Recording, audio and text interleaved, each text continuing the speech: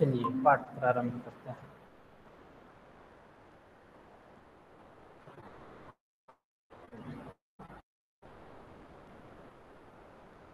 गंगा तरंगरमणीय जटाकलापम गौरी निरंतर विभूषितवामभागं नारायण प्रियमनंगमदापहारं वाराणसीपुरपतिं भज विश्वनाथं मनोजवं मारुततुल्यवेगं जितेन्द्रियं बुद्धिमतां वरिष्ठं वातात्मजं वानरयूथमुख्यं श्रीरामदूतं शरणं प्रपद्ये। रामो राजमणिः सदा विजयते रामं रमेशं भजे रामेणाभिहता निशाचरचमू रामाय तस्मै नमः। रामान्नास्ति परायणं परतरं रामस्य दासोऽस्म्यहं रामे चित्तलयः सदा भवतु मे भो राम माम। आज पुनः एक बार हम लोग उत्कर्ष नामक शास्त्राध्ययनोपक्रम के अंतर्गत सांख्य तत्व कौमुदी के अध्ययन क्रम में उपस्थित हुए हैं। आप सभी का हार्दिक स्वागत एवं अभिनंदन है। जैसा कि हम लोग अभी 18वीं कारिका, जो 18वीं कारिका है, जनन मरण करणानां प्रतिनियमात् अयुगपत् प्रवृत्तेश्च पुरुष बहुत्वं सिद्धं त्रैगुण्य विपर्ययाच्च, इस पे विचार करने वाले हैं। इस कारिका के माध्यम से पुरुष बहुत्व का प्रतिपादन होगा। इसके पूर्व वाली जो कारिका थी, उस कारिका के द्वारा यानी संघात परार्थत्वात् त्रिगुणादि विपर्ययात् अधिष्ठानात् पुरुषोस्ति भोक्तृभावात् कैवल्यार्थम प्रवृत्तेश्च, इस कारिका के माध्यम से हम लोगों ने पुरुष सत्ता के विषय में, पुरुष अस्तित्व के विषय में, पुरुष सिद्धि के विषय में, यानी सत्सिद्धि यानी पुरुष के सत्ता की सिद्धि, एतद विषय का विचार हम लोगों ने किया। आज पुनः उसी एक विचार श्रृंखला को गति देते हुए पाठ प्रारंभ करते हैं। यह जो 18वीं कारिका है, इसके माध्यम से पुरुष बहुत्व का प्रतिपादन किया जाएगा। यानी पुरुष नाना है, पुरुष एक नहीं है। पुरुष को एक मानने पर तमाम दोष आएंगे, उन सारे दोषों से हम लोग अवगत होंगे, परिचित होंगे। जैसा कि आचार्य वाचस्पति मिश्र अपने पूर्वोक्त नियम का अनुसरण करते हुए एक अवतरणिका बना रहे हैं। तदेवं पुरुषास्तित्वं प्रतिपाद्य सकिं सर्वशरीरेषु एकः किम अनेकः इति क्षेत्रं किम अनेकः प्रतिक्षेत्रम् इति संशये तस्य प्रतिक्षेत्रम् अनेकत्वं प्रतिपादयति ग्रंथकारः ईश्वरकृष्णः प्रतिपादयति। यानी पुरुषास्तित्वं प्रतिपाद्य, इसके पूर्व वाली जो कारिका है, उस कारिका के द्वारा पुरुष के अस्तित्व का प्रतिपादन हुआ। यानी पुरुष के सत्ता के विषय में हम लोगों ने विचार किया। इस समय पुरुषास्तित्वं प्रतिपाद्य सकिं सर्वशरीरेषु एकः किम अनेकः प्रतिक्षेत्रम् इति संशय, वह पुरुष जो है, सह पुरुषः, वह पुरुष किम सर्वशरीरेषु एकः, सभी शरीरों में एक है, किम अनेकः अथवा नाना है, प्रतिक्षेत्रम यानी प्रति शरीरम, प्रत्येक शरीर में वह नाना है कि एक है, इस प्रकार का संशय होगा। उस संशय के होने पर तस्य प्रतिक्षेत्रम अनेकत्वं प्रतिपादयति, तस्य पुरुषस्य, उस पुरुष के प्रतिक्षेत्र यानी प्रत्येक शरीरों में वह अलग अलग है, नाना है, इस प्रकार अनेकत्व का प्रतिपादन किया जा रहा है। प्रतिक्षेत्रम अनेकत्व मतलब प्रतिशरीरम, यूं कहले प्रतिशरीरे, क्योंकि अधिगोपम अधिगोपे दोनों बनता है। उसी प्रकार प्रतिशरीरम भी कर लीजिए या प्रतिशरीरे, नाभ्ययी भावदतों तो पंचम्याः करके वो अव्ययी भाव प्रकरण देखेंगे, अव्ययी भाव समास, तो वहाँ मिलेगा नाभ्ययी भाव दतों तो पंचम्याः, और अधिगोपम अधिगोपे ऐसा प्रयोग बनता है। सप्तमी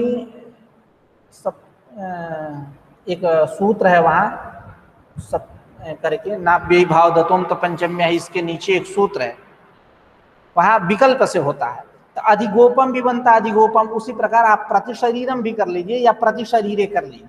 जो तो प्रति क्षेत्रम यानी प्रति शरीरम अनेकत्वम प्रतिपादयति ग्रंथकारः।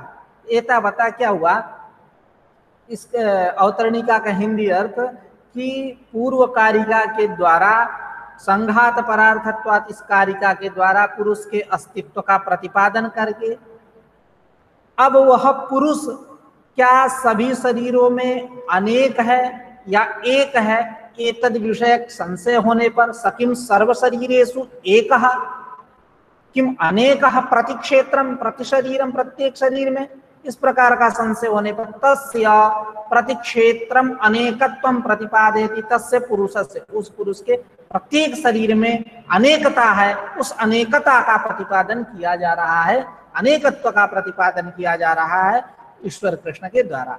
क्या है कारिका? जनन मरण करणानां प्रतिनियमात् अयुगपत् प्रवृत्तेश्च पुरुष बहुत्वं सिद्धं त्रैगुण्य विपर्ययाच्चैव। यानी जनन मरण करणानां, जनन मरण करणानां, जनन, जनन क्या है? जनन मतलब जन्म, उत्पत्ति, मरण मतलब मृत्यु, कर्ण मतलब इंद्रिय, त्रयोदश कर्ण है, इनकी चर्चा ईश्वर कृष्ण स्वयं करेंगे।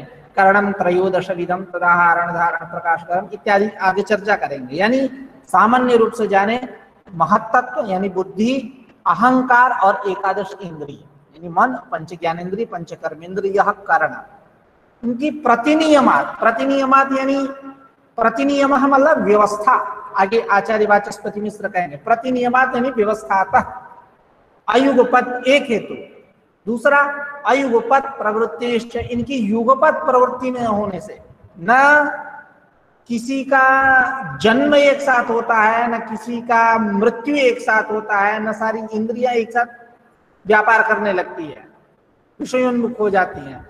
अयुगपत प्रवृत्तिश्च, और त्रैगुण्य विपर्ययाच्चैव, और वह पुरुष कैसा है? त्रिगुणात्मक नहीं है, अत्रिगुणात्मक है, त्रैगुण्य विपर्य है। इसलिए इन तीन हेतुओं के माध्यम से जनन मरण करणानां प्रतिनियमात् एक, दूसरा अयुगपत प्रवृत्तेश्च, तीसरा त्रैगुण्य विपर्ययात्, इन तीन हेतुओं के द्वारा पुरुष बहुत्वम सिद्धम, पुरुष बहुत्व की सिद्धि होती है। यानी पुरुष बहुत्व की सिद्धि होती है, यानी पुरुष की बहुलता है, यूं कह ले, पुरुष नाना है, यूं कह ले, प्रत्येक शरीर में, मतलब यूं कह ले कि आप में अलग है, हमारे में अलग है, इत्यादि, इस प्रकार नानात्व। ठीक है, तो अब आचार्य वाचस्पति मिश्र के शब्दों में समझते हैं। हाँ, जननेति, जननेति प्रतिक्रिये पुरुष बहुत्वम सिद्धम, पुरुष बहुत्वम सिद्धम, यही लक्ष्य है हमारा, पुरुष बहुत्वम सिद्धम इति एतेभ्यः हेतुभ्यः पुरुष बहुत्वम सिद्धम। तस्मात् पहला हेतु जनन मरण करणानां प्रतिनियमात्, इनका प्रतिनियम होने के कारण, प्रतिनियम यानी वही व्यवस्था, मैनेजमेंट। क्या व्यवस्था? तो अभी आचार्य वाचस्पति मिश्र कहेंगे। पहले जन्म को बतला रहे हैं कि जन्म मतलब क्या, आप इससे अवगत हो। तो निकाय विशिष्टा भी अपूर्वा भी देहेन्द्रिय मनोहंकार बुद्धि वेदना भी पुरुष से अभिसंबंध जन्म, ये जन्म है। यानी निकाय, देखिए तृतीया बहुवचन, निकाय विशिष्टा भी अपूर्वा भी देहेन्द्रिय मनो अहंकार बुद्धि वेदना भी, ये सब तृतीया बहुवचन है, एक वचन है तृतीया बहुवचन। तो निकाय मतलब यूं कह ले, निकाय मतलब होता है शरीर, समुदाय, समुदित, मिलित इत्यादि कह सकते हैं। जैसा कि निकाय के विषय में कहा गया है,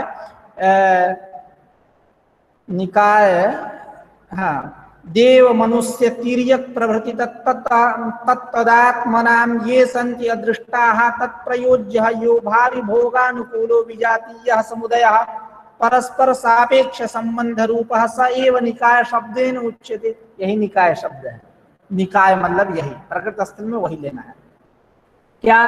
कि मनुष्य, देव, मनुष्य, तिर्यक प्रभृति तत्तदात्मना, जो तत्तदात्मा है, भिन्न भिन्न आत्मा है, भिन्न भिन्न स्वरूप, भिन्न भिन्न जो लोग हैं, ये संति अदृष्टाः, और तत्तदात्मानं तत्तदात्मनाम ये संत्य दृष्टा अपूर्वा तत्प्रयोज्य एव, तत्प्रयोज्य यानी इनका जो अदृष्ट अपूर्व, उस अपूर्व में क्या है, प्रयोजकता है। तत्प्रयोज्य कौन होगा, भावी भोगानुकूल विजातीय समुदय। भविष्य में आप जिस प्रकार का अपूर्व रहेगा उसके अनुसार आपको फल मिलेंगे, जैसा आप काम करोगे वैसा फल मिलेगा। ये तत्वबोध आप पढ़िए, उससे ये यूं कह ले कि आप जो कर्म कर रहे हो ये सारे के सारे जाकर के अंतःकरण में रह रहे हैं, अब उसके अनुसार तत्तद योनियों का निर्धारण होगा। आप जैसा कर्म करोगे उसके अनुसार आपको योनि की प्राप्ति होगी।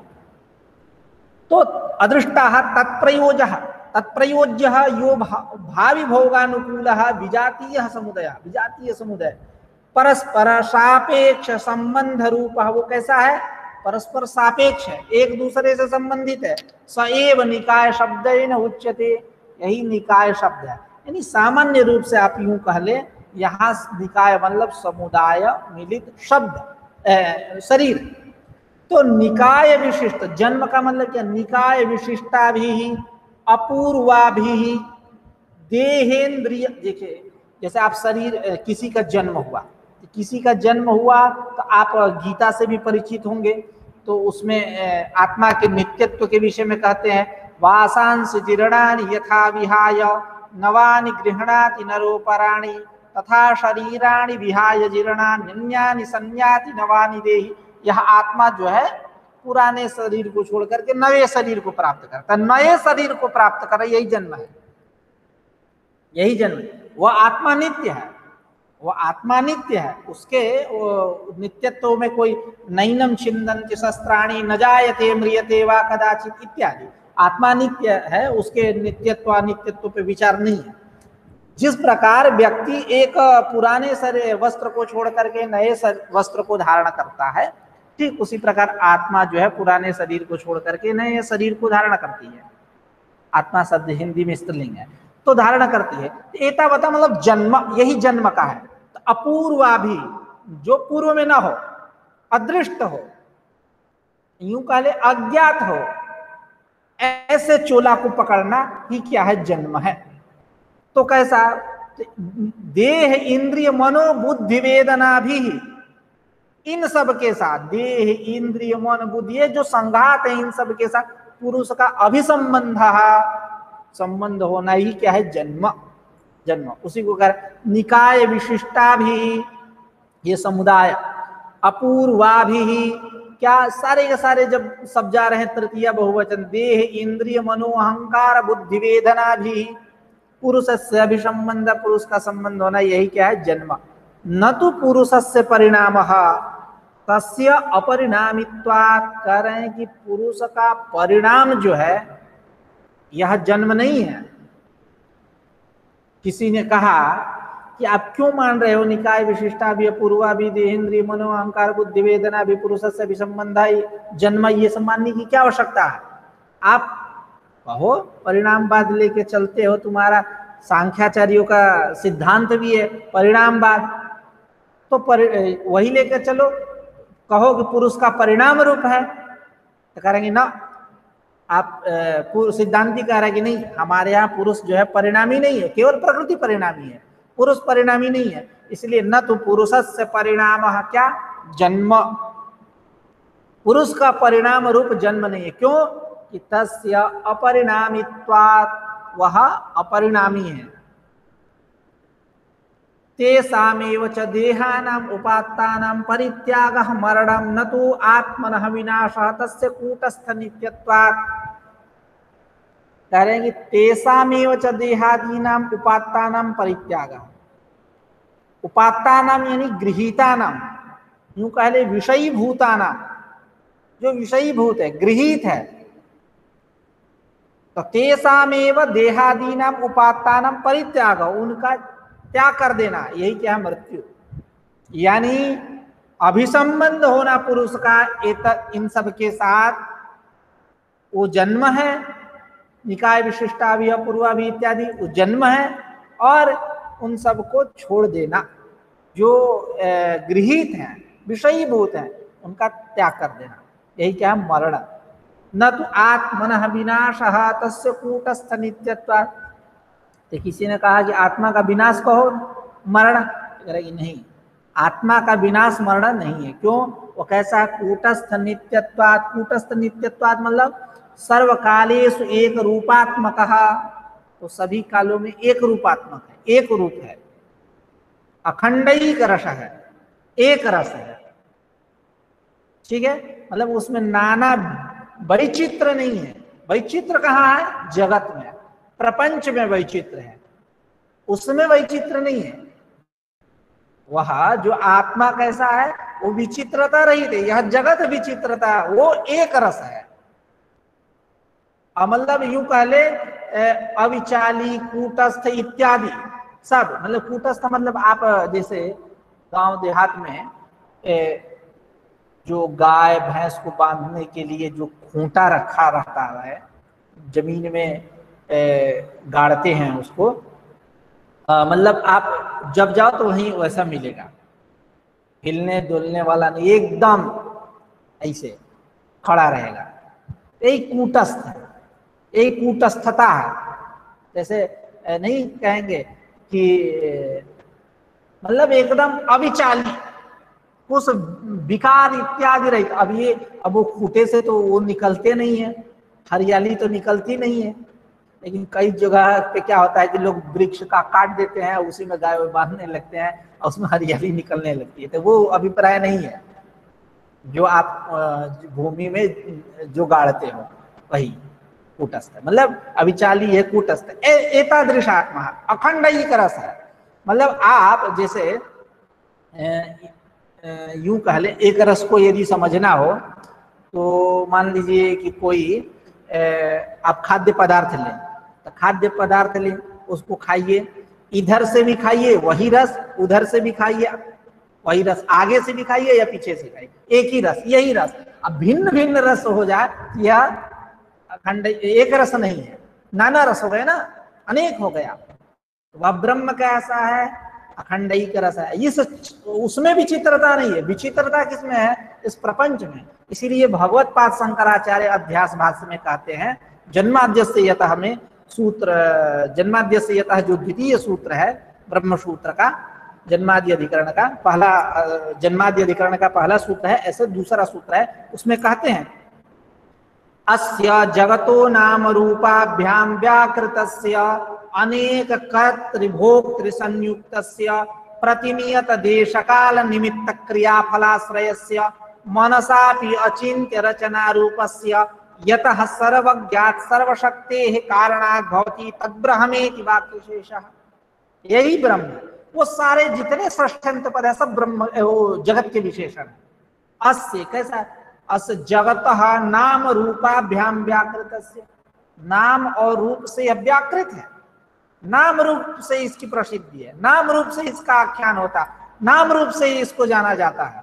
तो अस्ति भाति प्रियम रूपम नाम चेत्यं सपंचकम आद्यम त्रयम ब्रह्म रूपम जगद रूपम ततोद्वयम। अस्ति भाति प्रिय, ये ब्रह्म के रूप है, और नाम और रूप किसके हैं? जगत के। तो अस्य जगतः नाम रूपाभ्याम व्याकृतस्य अनेक कर्तृभोक्तृ संयुक्तस्य, अनेक कर्ता भोक्ता से संयुक्त, यूं कहले समलंकृत है, युक्त है।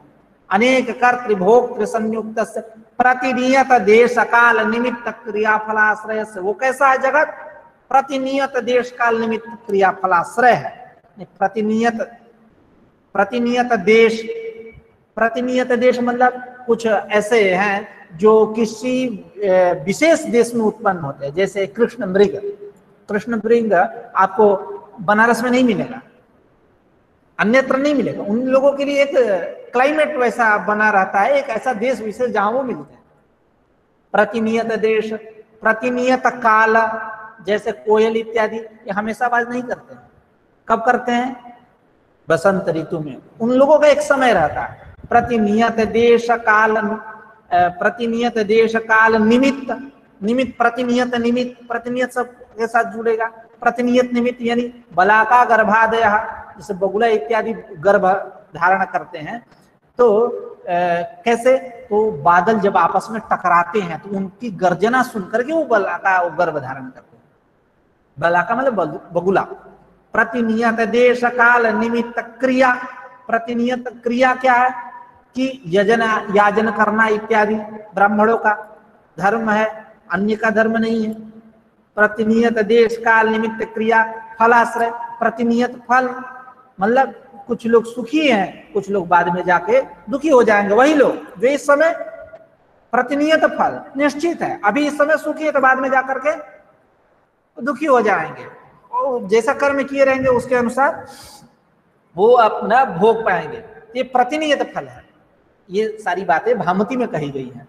तो यही क्या है, जगत की वैचित्रता, विचित्रता है, वैचित्र है। लेकिन वह ब्रह्म जो है एतादृश नहीं है, सबसे पर में है। संसर्गा संग सम्यक दी हेतुताया गिरामियम उक्ता खंडार्थता यद्वा तत्प्रातिपदिकार्थता प्रातिपदिकार्थ मात्र परत्वम खंडार्थत्वम इति चतुर्थ पादस्यार्थ वेदांत परिभाषा है। तो एतादृश यह ब्रह्म है, अखंड एक रस है, सार यही उसकी कूटस्थता है। तो कह रहे हैं कि तेषामेव च देहादीनाम उपात्तानाम परित्यागः मरणम। कह रहे हैं कि देह उपात्तानाम देहादीनाम परित्यागः मरणम, ये मरण है। न तो आत्मनः विनाशा, आत्मा का विनाश नाश, यह मरण नहीं। क्यों? तस्य कूटस्थ नित्यत्वात्, वह कैसा है, कूटस्थ नित्य है, यानी सर्वकालेषु एक रूपात्मकः, एक रूपात्मक है। अब कर्ण, कर्ण पे आते हैं। तो कर्ण क्या, बुद्ध्यादि त्रयोदश, ये बुद्ध्यादि जो त्रयोदश हैं 13। कौन कौन? बुद्धि यानी जिसको हम महत्तत्व बोलते हैं, अहंकार, मन, पंच ज्ञानेन्द्रिय और पंच कर्मेंद्रिय, श्रोत्रत्वक चक्षु जिह्वा घ्राणाख्यानि और वाक् पाणिपाद पायुपस्थाख्यानि इत्यादि। ये त्रयोदश। तेषां जन्म मरण करणानां प्रतिनियमः व्यवस्था। प्रतिनियमो है ना कि जनन मरण करणानां प्रतिनियमात्, तेषां तेषां केषां, तो जनन मरण करणानां, तो सामान्य रूप से जन्म के विषय में बतला दिए, मरण के विषय में बतला दिए और कर्ण के विषय में बतला दिए। तो तेषां जनन मरण करणानां प्रतिनियमः, प्रतिनियमः यानी व्यवस्था। तस्मात् प्रतिनियम जनन मरण करण प्रतिनियमात् बन जाएगा ऐसा, ठीक है। यानी ये कैसी व्यवस्था है, जैसा कि आप व्याकरण पढ़ेंगे तो उसमें एक व्यवस्थित विभाषा भी होती है, व्यवस्थित विभाषा, और मौलिकार्थ में कोई भेद नहीं है, व्यवस्थित है, एकदम व्यवस्था बना देगी यहाँ यह कार्य होगा वो। क्या मतलब, यूं कह ले ये अगतिक गति के कोटि वाले हैं, अगतिक गति के कोटि वाले हैं। मतलब अभी इसको एक थोड़ा समझ, अगतिक गति क्या है, मतलब जहां कुछ नहीं है। एक तमाम कई उदाहरण है, लेकिन एक दूसरा उदाहरण मैं दे रहा हूं। रिंच होता है, रिंच नट बोल्टू खोलने के लिए। एक होता है सलाई रिंच। सलाई रिंच क्या होता है, जहां उस नट के लिए उपयुक्त जो रिंच न मिले तो सलाई रिंच होता है, ऐसे ऐसे उसको कम बेसी करके उसको सेट करके खोल दिया जाता है, तो वो अगतिक गति है। और जो नट बल्टू है उसके लिए उपयुक्त रिंच भी होता है, यहाँ 10-12 का लगेगा, यहाँ 10-15 का लगेगा, 10-13 का लगेगा, जो भी जितना लगे, तो वो उसके लिए एकदम सेट है। तो वो अगतिक गति नहीं है। अगतिक गति क्या है, कुछ नहीं मिला रिंच, सलाई रिंच से लगे खोलने, ये अगति। जैसे बनारस में क्या होता था कि पहले के लोग, जैसे वहां भंडारा चलता था, भंडारा चलता था, एक 80 घाट पे भंडारा चलता था, 80 क्षेत्र में एक दशाश्वमेध। 80 घाट वाला तो शायद इस समय बंद है, लेकिन दशाश्वमेध पे शायद चलता है। तो लोग क्या करते थे, जो 80 घाट पे 80 क्षेत्र में मिलता था वहां पूरी सब्जी इत्यादि मिलते थे। अब बनारस में जो दशाश्वमेध घाट पे भंडारा चलता था वहां खिचड़ी मिलता था, लेकिन पूरी सब्जी वाले के लिए कूपन लगता था। तो जो लोग कूपन नहीं ले पाते थे, नहीं मिल पाता था, तो क्या सोचते थे कि चलो वहां मिल रहा है, खिचड़ी से ही असंतोष कर लेंगे। यही अगतिक गति है, ठीक है। तो यह तो ये जो विभाषा है जिसकी बात चल रही थी, व्यवस्थित विभाषा, ये सब क्या है, अगतिक गति के कोटि वाले हैं। अगतिक गति के कोटि मतलब व्यवस्था बनानी है इनको, इसलिए इसको व्यवस्थित विभाषा मान लिया, उस पर लेबल चपका नहीं है कार्य को देख करके। खैर, सिद्धस्य गति चिंतनीय। तो जनन मरण करणानां प्रतिनियमाः, यानी व्यवस्था, सा खलु, कैसी व्यवस्था, सा खलु इयं सर्व शरीरेषु एकस्मिन् पुरुषेणोपपद्यते। अरे सा खलु, यह व्यवस्था जो है, सा खलु इयं व्यवस्था सर्व शरीरेषु एकस्मिन् पुरुषेणोपपद्यते, सभी शरीरों में एक ही पुरुष है, यदि ऐसा माने तो उपपन्न नहीं, यह व्यवस्था उपपन्न नहीं होगी। सबका एक साथ जन्म, सबका एक साथ मरना, सारी उनकी इंद्रिय एक साथ बैठ के काम करेंगे, व्यवस्था ही नहीं बन पाएगी। अक्रियम प्रसज्जेता शरीरम वा उन्मच्छेता, अक्रियम वा प्रसज्जेता धामत्याम, धामती में आपको मन किया कि यहाँ जाए, इधर जाए, और आदित्य का भी मन करने लगा इधर जाए, तो अब कैसे व्यवस्था बन पाएगी, गड़बड़ हो जाएगी। एक ही आत्मा मानेंगे ना, आत्मा को एक ही मानेंगे तो समस्या हो जाएगी। क्या समस्या हो जाएगी, आदित्य का मन किया पूरब जाने के लिए, आपका मन किया इधर जाने के लिए, तब खींचातानी हो जाएगी, शरीर क्या हो जाए, फट जाएगा, चिथड़ा उड़ जाएगा, या किंग कर्तव्य विमूढ़ हो जाएगा, वो किधर नहीं जाएगा, चलो ना जेब कहीं बैठ जा। ठीक है, तो सा खलु इयं व्यवस्था, यह जो व्यवस्था है, सर्व शरीरेषु एकस्मिन् पुरुषेण उपपद्यते, यदि पुरुष को एक माने सभी शरीरों में, तो क्या हो, नोपपद्यते, यह व्यवस्था नहीं हो पाएगी। इसलिए क्या पुरुष को नाना मानो। तदा खलु एकस्मिन् पुरुषे जायमाने सर्वे जायेरन्, एक पुरुष के उत्पन्न होने पर सबको उत्पन्न हो जाना चाहिए, यदि ऐसा मानोगे, पुरुष एक है तो। और म्रियमाणे च म्रियेरन्, और एक पुरुष के मर हो जाने पे पूरी जगदान्ध्य प्रसंग हो जाए, मतलब पूरा संसार खत्म हो जाए, सब मर गए, ऐसा हो जाना चाहिए, लेकिन ऐसा भी नहीं होता। म्रियमाणे च म्रियेरन् अंधादौ च एकस्मिन् सर्व एव अंधादयः, एक के अंधे होने पे सारी दुनिया को अंधा हो जाना चाहिए, ठीक है, लेकिन ऐसा होता नहीं है। विचित्ते च एकस्मिन् सर्वे एव विचित्ताः स्युः, और एक के विक्षिप्त हो जाने पर, उसका दिमाग काम नहीं कर रहा है, एक व्यक्ति विक्षिप्त हो गया, विक्षिप्त यानी उसका चित्त जो है वो शांत नहीं है, चित्त जो है कुछ ज्यादा कोलाहल उसमें है। तो विचित्ते च एकस्मिन् सर्वे एव विचित्ताः स्युः, सारे जो है विचित्र चित्त वाले हो जाए, विक्षिप्त हो जाए। इति अव्यवस्था से, इस प्रकार की अव्यवस्था हो जाएगी। इस प्रकार आप, यह व्यवस्था कब उपपन्न होगी, जब पुरुष को आप नाना मानोगे, तो पुरुष नाना है तभी व्यवस्था होगी। ठीक है, प्रतिक्षेत्रम च, हाँ तो एक बार पंक्ति पढ़ देते हैं।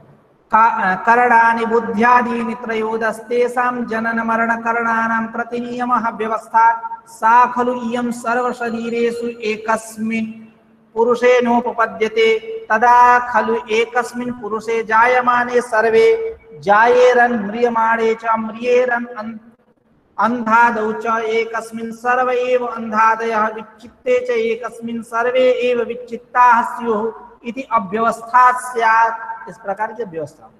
आगे कह रहे हैं, प्रतिक्षेत्रम च पुरुष भेदे भवति व्यवस्था, प्रतिक्षेत्रम च प्रतिशरीरम, प्रत्येक शरीर में यदि हम पुरुष भेद माने, पुरुष को नाना माने, तो क्या होना चाहिए, पुरुष को नाना माने तो भवति व्यवस्था, व्यवस्था हो जाएगी। यहाँ जो बोल रहा था प्रतिक्षेत्रम प्रतिक्षेत्रे, दो बनेगा, अधिगोपम अधिगोपे, सप्तमी पंच नाभ्य भाव दतों पंचमी, उसी के नीचे एक सूत्र है ये, सप्तम्याम बहुलम क्या दिया? हाँ हाँ हाँ हाँ, सप्तम्याम बहुलम, हाँ, नहीं सप्तम्याम नहीं, वो सूत्र का स्वरूप दूसरा है, सप्तम्याम बहुलम ऐसे करके है, सप्तमी विशेषण बहुलम ऐसे करके है। खैर देख लेना, कोई बात नहीं, जो भी हो, दो बनता दोनों है, ठीक है। ये नाभ्ययी भाव दतोम तो पंचम्या सूत्र के नीचे है, ये अव्ययी भाव समास में लेफ्ट साइड में भी होता, ऊपर से दूसरा सूत्र है भैया, तृतीया सप्तमी और तृतीया बहुलम। सप्तमी और बहुलम, तृतीया सप्तमी और बहुलम, हाँ ठीक ठीक, थोड़ा सा चलो कोई बात नहीं। ये दूसरा सूत्र होगा उस पेज का, लेफ्ट साइड होगा, है ना। हेलो, जी जी जी। लेफ्ट साइड में दूसरा सूत्र है ना, और ऊपर से चौथी पंक्ति है, जी जी। ठीक है ना। चलो चलो, प्रतिक्षेत्रम च पुरुष भेदे भवति व्यवस्था, कह रहे हैं कि प्रत्येक शरीर में यदि आप पुरुष को नाना मानो तो भवति व्यवस्था, व्यवस्था हो जाएगा। न च एकस्यापि पुरुषस्य देहोपाधान भेदाद व्यवस्था इति उक्तम, कह रहे हैं एकस्यापि पुरुषस्य देहोपाधान भेदाद व्यवस्था इति उक्तम न युक्तम।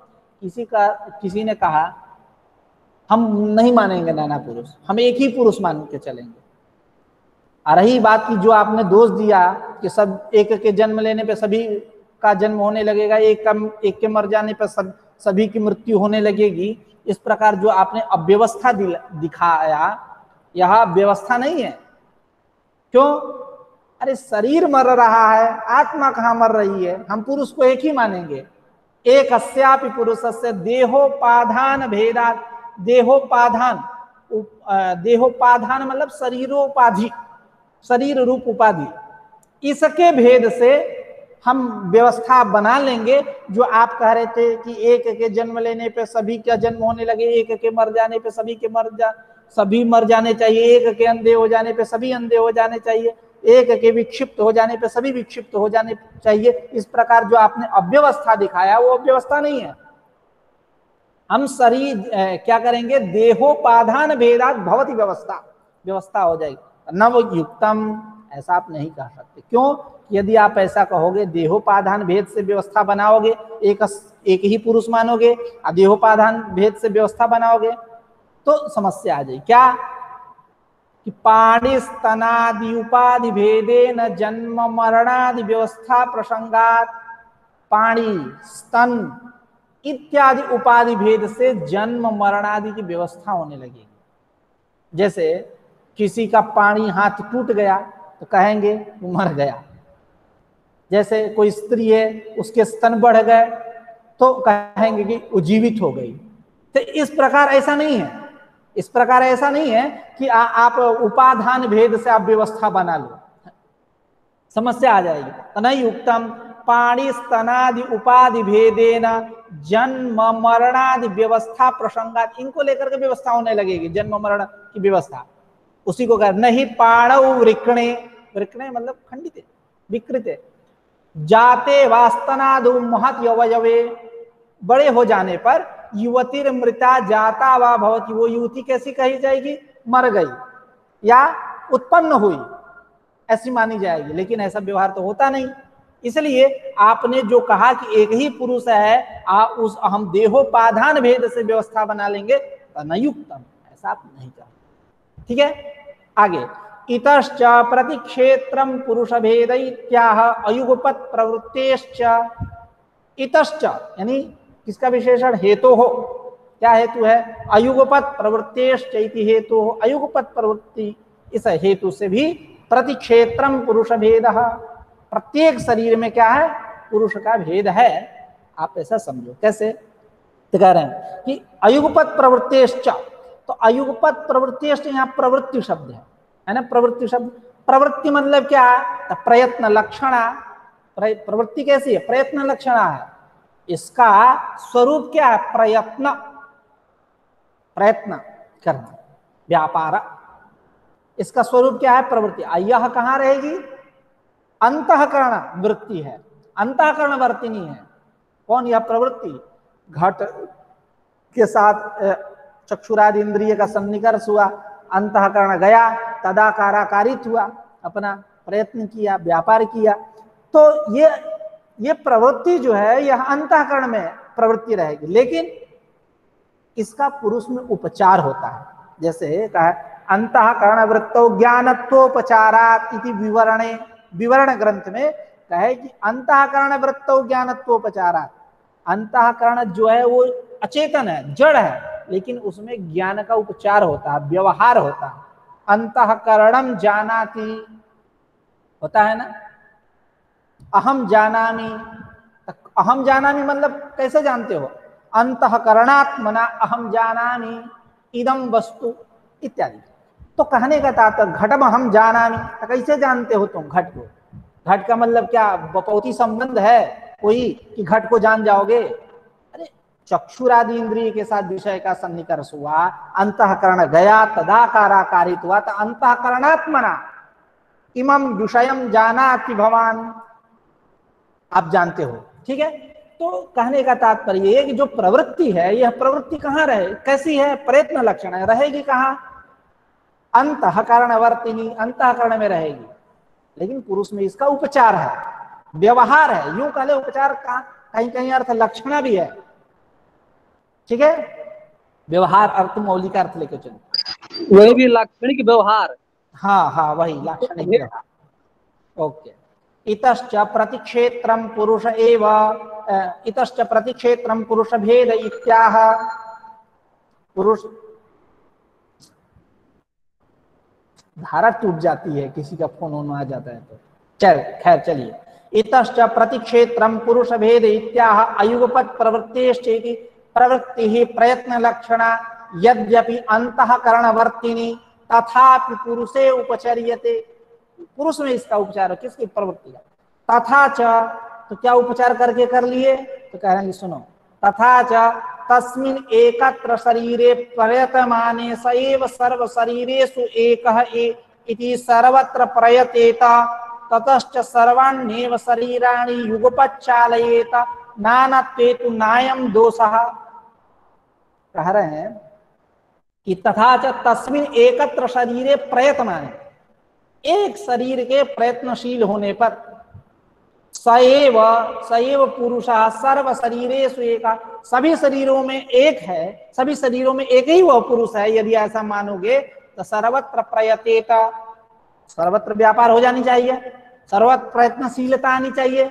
एक शरीर में एक अस्मिन शरीरे प्रयतमाने, एक शरीर के प्रयत्नशील हो जाने पर, या एक शरीर में उस आत्मा पुरुष को प्रयत्नशील होने पर, वही पुरुष जो है सर्व शरीरेषु, क्या वर्तमान सर्व शरीरेषु अनुस्यूतः, यदि ऐसा मान रहे हो तो सभी शरीरों में वह पुरुष है, तो एक है, तो सर्वत्र प्रयतेता, सर्वत्र प्रयत्नशीलता व्यापार इत्यादि आ जाए, तब क्या हो जाएगी समस्या। ततश्च सर्वाण्येव शरीराणि युगपत् चालयेत्, सारे शरीर को बैठे बैठे यहीं से एकदम रिमोट कंट्रोल करता रहे, चलाता रहे, लेकिन ऐसा होता नहीं है, दोष है, ऐसा हो जाए तो नानत्वे तु नायम दोषा, और पुरुष के नाना मान लेने पर यह कोई दोष नहीं है। इतश्च पुरुष भेद इत्याह त्रैगुण्य विपर्ययाच्चैव, इतश्च हेतु हो, इस हेतु से, किस हेतु से, त्रैगुण्य विपर्ययाच्च, इस हेतु से भी पुरुष भेद इत्याह, पुरुष भेद है, कह रहे हैं उसी को। ऐसे तो पहले थोड़ा सा शब्दों पे विचार करेंगे, उसके बाद पंक्ति पे आएंगे। एवकारः भिन्न क्रमः सिद्धम इत्यस्य अनंतरम द्रष्टव्यः, त्रैगुण्य विपर्ययच्चैव, त्रैगुण्य विपर्ययच्च एव, एवकार है, एवकार किस अर्थ में, भिन्न क्रम है, भिन्न क्रम, यानी इसको कहाँ जोड़ना चाहिए, पुरुष बहुत्वम सिद्धम, सिद्धम इत्यस्य अनंतरम द्रष्टव्यः, उसके अनंतर इसको समझना चाहिए, जानना चाहिए। ठीक है, कि पुरुष बहुत्वम सिद्धमेव, उसी को सिद्धमेव ना सिद्धम, पुरुष बहुत क्या सिद्ध ही, पार्थ एव धनुर्धरा इत्यादि।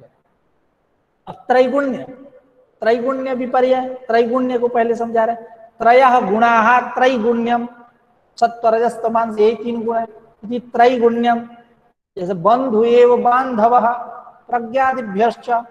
ठीक है, तो देख लीजिएगा प्रत्यय क्या है, ऐसे से इत्यादि प्रत्यय ही है, लेकिन प्रज्ञादिभ्यश्च है, या ये मान लीजिए ना, गुणवचन ब्राह्मणादिभ्यो से, जड़स्य भावम जाड्यम, ठीक उसी पर त्रयः गुणाः त्रैगुण्यम तस्य विपर्ययः, तस्य यानी त्रैगुण्यस्य विपर्ययः, विपर्ययः मतलब अन्यथा भावः, मिथ्या ज्ञान वही इति क्या हुआ, त्रैगुण्य विपर्ययः, तस्मात् त्रैगुण्य विपर्ययात् हो गया पद, यह निर्वचन हुआ, इससे हम लोग अवगत हुए। त्रयः गुणाः त्रैगुण्यम तस्य विपर्ययः, त्रैगुण्य से विपर्ययः अन्यथात्वमिति त्रैगुण्यम तस्मात् त्रैगुण्यम्। केचित् खलु, ये त्रैगुण्य क्या है, क्या त्रैगुण्य विपर्यय, विपरीतता, विपरीत होना क्या है, तो कह रहे हैं कि कुछ लोग होते हैं सत्व विशाल वाले, सत्व बहुल वाले, कुछ लोग रजो बहुल वाले होते हैं, कुछ लोग तमो बहुल वाले। तो सत्व बहुल वाले कौन है, धर्मात्मा इत्यादि लोग, ऊर्ध्व स्रोतस योगी लोग। रजो बहुल वाले कौन है, हम लोग मनुष्य। तमो बहुल वाले कौन है, तिर्यक इत्यादि, तिरकट्टे भागने वाले, ये सब तिर्यक। तो यही क्या है, विपर्य है, न्यूनाधिक उच्चावच यूं कह ले। तो उसी को केचित खलु सत्व निकायाः, कुछ लोग जो होते हैं वो सत्व निकाय वाले होते हैं, सत्व गुण प्रधान शरीर वाले हैं। निकाय का अर्थ शरीर। केचित खलु सत्व निकायाः सत्व बहुलाः, सत्व बहुल, सत्व गुण की प्रबलता है, ज्यादा है। जैसे ऊर्ध्व यथोर्ध्व स्रोतसः, ऊर्ध्व स्रोतस। केचित रजो बहुलाः, कुछ लोग रजोगुण के बहुलता वाले हैं। यथा मनुष्याः, केचित तमो बहुलाः, कुछ लोग तमो गुण की बहुलता उनमें देखी जाती है। यथा तिर्यक योनयः, तिर्यक पशु पक्षी मृग इत्यादि। सोयम ईदृशः त्रैगुण्य विपर्ययः अन्यथा भावः, इस प्रकार तेषु सत्व निकायेषु न भवेद यदि एकः पुरुषः स्यात् पुरुष भेदे तु अयम अदोषः इति। कह रहे हैं कि सोयम ईदृशः त्रैगुण्य विपर्यय, इस प्रकार यह जो त्रैगुण्य विपर्यय है कि कुछ लोग सत्व प्रधान वाले हैं, कुछ लोग रजो प्रधान वाले हैं, कुछ लोग तमो प्रधान वाले हैं, तो कुछ लोग सत्व प्रधान वाले हैं, कुछ लोग रजोगुण प्रधान वाले हैं, कुछ लोग तमोगुण प्रधान वाले हैं। तो सोयम ईदृशः त्रैगुण्य विपर्यय, यह जो इस प्रकार का त्रैगुण्य विपर्यय है, यानी अन्यथा भावः, विपर्ययो नाम अन्यथा भाव, यह जो इस प्रकार का त्रैगुण्य विपर्यय अन्यथा भाव है, तेषु सत्व निकायेषु न भवेत, उन सत्व निकायों में, सत्व रज निकाय शरीरों में न भवेत, न हो। यदि एकः पुरुषः स्यात्, यदि पुरुष को एक माने तो। पुरुष भेदे तो अयम अदोषः, पुरुष को नाना मानने पर यह कोई दोष नहीं, अदोष है। कुछ लोग सत्व निकाय वाले हैं, सत्व बहुल वाले, कुछ लोग रजो बहुल वाले, कुछ लोग तमो बहुल वाले हैं, यह व्यवस्था बन जाएगी।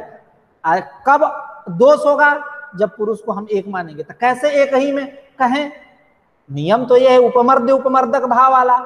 तो उपमर्द्य उपमर्दक भाव वाला सत्व गुण की प्रबलता तो दो दबे रहेंगे, रजोगुण की प्रबलता तब दो दबे रहेंगे, तमोगुण की प्रबलता तब दो दबे रहेंगे। यदि एक पुरुष को मानोगे तो उसमें नहीं हो पाएगा ये सारे व्यवस्था। युगपत यूं कह ले, यहाँ युगपत जोड़ेंगे। कुछ लोग सत्व विशाल वाले हैं, सत्व बहुल वाले हैं, कुछ लोग रजो बहुल वाले, कुछ लोग तमो बहुल वाले, नाना पुरुष हैं, सत्व गुण की प्रधानता वाले, रजोगुण की प्रधानता वाले, तमोगुण की प्रधानता। यदि हम पुरुष प्रत्येक शरीर में एक ही पुरुष माने तो यह हो पाएगा एक काल युगपत एतादृश विधा बोध हो पाएगा, नहीं होगा युगपत। अरे उसमें एक ही गुण की प्रबलता रहेगी, दो तो दबे रहेंगे। तो कह रहे हैं कि यह दोष हो जाएगा यदि प्रत्येक शरीर में हम एक माने पुरुष को। जब हम नाना पुरुष मान लिए, प्रत्येक शरीर में भिन्न भिन्न है, सब अपना अपना शरीर देख रहे हैं, तब यह कोई दोष नहीं है।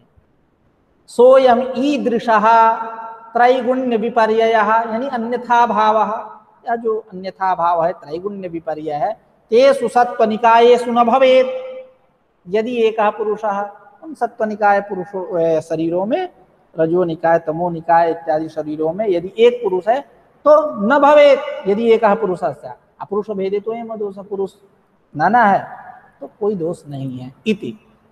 आज की चर्चा यहीं समाप्त होती है। अब कल चर्चा करेंगे। एवं पुरुष बहुत्वं प्रसाद्य विवेक ज्ञानोपयोगितया तस्य धर्मान आह तस्माच्च विपर्यसात् सिद्धम इत्यादि करके हम लोग कल चर्चा करेंगे। छोटी छोटी कारिका हैं, छोटी छोटी कारिकाओं से सामना होगा।